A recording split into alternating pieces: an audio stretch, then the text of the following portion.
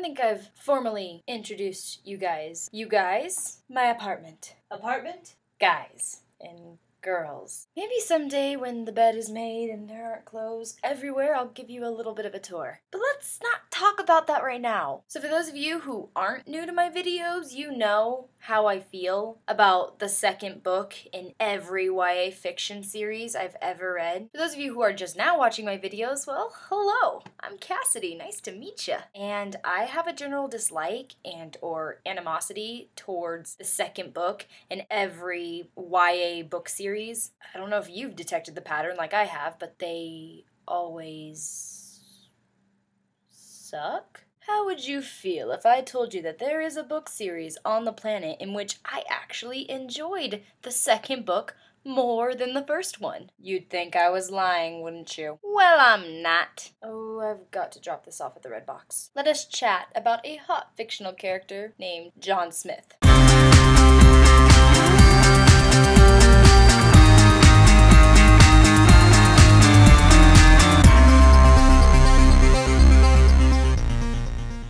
Just gonna assume that you guys know what I Am Number 4 is. It was a movie. It seemed to be one of those things where people knew about the movie before they knew about the book. I personally read the book first and then found out about the movie because the trailer came out the day after I finished the book. Lucky me. A lot of people know about the movie because of Alex Pettyfer and or the fan favorite for Jace Whalen in the Mortal Instruments series movies, but they ended up not casting him, and then everybody went nuts, Let me just get this out there right now. I loved I Am Number 4, the book and the movie. The movie was actually one of the best book-to-movie adaptations I'd ever seen. And you can argue with me all you want, I'm just saying. I actually enjoyed watching it, and if I had never read the book before, I would have understood it. And the only parts they did leave out were the parts of the book that I didn't particularly like, so I was totally cool with it. I got to stare at Alex Pettyfer for like 2 hours. There's no complaining in that. But anyways, so this isn't a review on I Am Number 4. This is The Power of Six, second book. First things first, a summary in 30 seconds or less. Let me just warn you, the summary makes much more sense if you've already read the first book. If you haven't, well, exit out of this, go to the nearest bookstore, buy it, or if you have a Kindle, you know, that helps too, or a Nook or an iPad or whatever. So John, Six, and Sam are still on the run. They just left Paradise, Ohio. John's missing Sarah. To be honest, they don't really have a specific goal, but if there's a general one, they just kind of want to get Six's chest and then find the others and come together and beat the Mogs. Pretty good plan, you know? That is pretty much the best way to summarize it. On the run, get Six's chest, open John's chest, bring the others together, beat the Mogs. Open John's chest. This is suddenly sounding like a book on heart surgery. And in some parts, it really felt like it.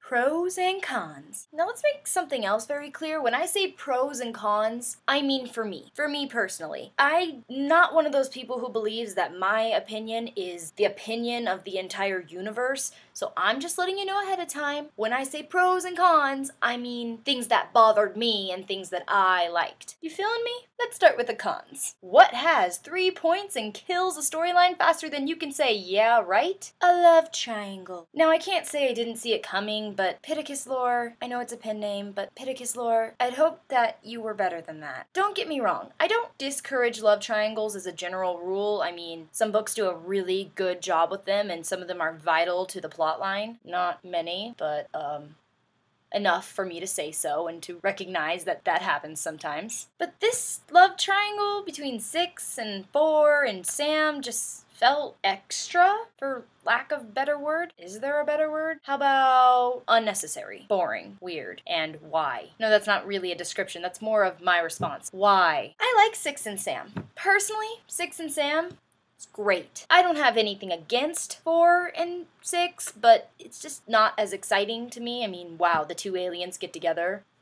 What are the odds? Plus, you know, even though Sarah acted extremely stupid in this book, I still like her and John's relationship, and I'm sure that they can work out their issues somehow. For the second con, You know? There's actually not a second con. I think that's about it. I'm telling you, love triangles. Authors, I don't know if you know this, but you don't need them. I've read many a book that have been fine without them. Seriously, what are the odds of falling in love with someone and not like a week later after you've gotten together, suddenly, here comes the third point to the love triangle? What are the odds that this is happening in about 100 different fictional worlds at once? Does that reasoning make sense to you, like it does to me? Maybe not.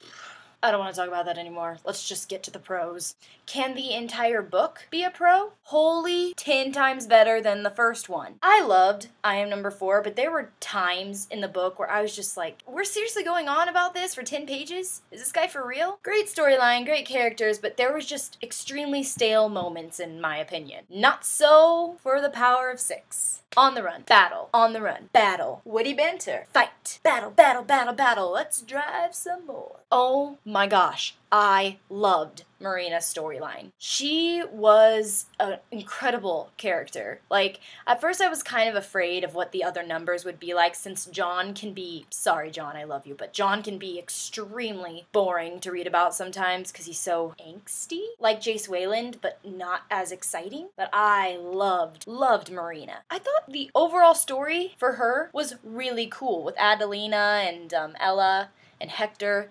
It was all actually surprising to me, like there were actual twists. That's not to say that 4 and 6's and Sam's story wasn't exciting, but it wasn't exactly surprising. I mean, it's like I said, they battle, they drive, they try to do something and fail, they battle, they fight, they drive. 6 and 4 have a moment, 6 and Sam have a moment. How about this 6? Either you take 4 and I'll keep Sam, or you can take Sam and I'll keep 4. Girl, you can't have it all. And maybe I'm overanalyzing, but it seemed to me that the overall writing of this book was better than the first. Like I said, no 10-page long pauses of John thinking of Sarah's hair. It may have something to do with the fact that I Am Number 4 was really like a starter book, meaning it was introducing you to John and to Sarah and to the Moggs, and to Lorien. I mean, that's a lot to introduce. I understand that. I'm just saying the overall plot, character development, writing, it was just so much better in my opinion. And even though we've only known him for approximately like 6 pages, number 9.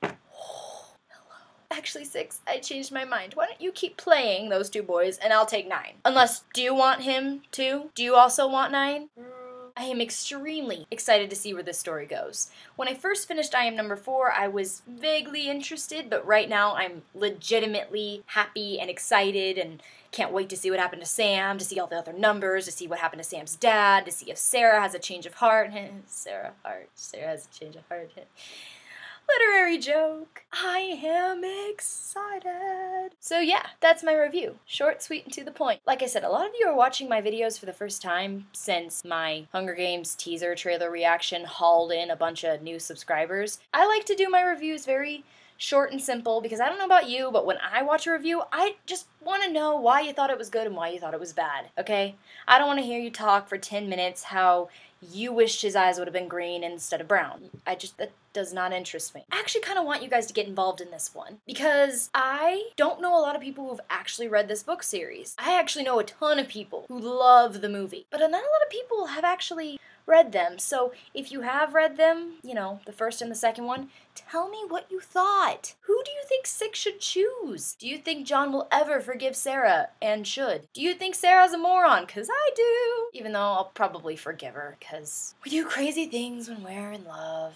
P.S. Do you like 6 as a character at all, or do you despise her? Because she's one of those characters that I actually really like, but I don't like the way the authors, because it's a pen name for 2 authors, I don't like the way the authors utilized her. So subscribe, comment, thumbs up if you are number 11. There's just some things I don't know yet. Thumbs down if you're a Mogadorian. Okay, that kiss went in the wrong direction. It's all yours.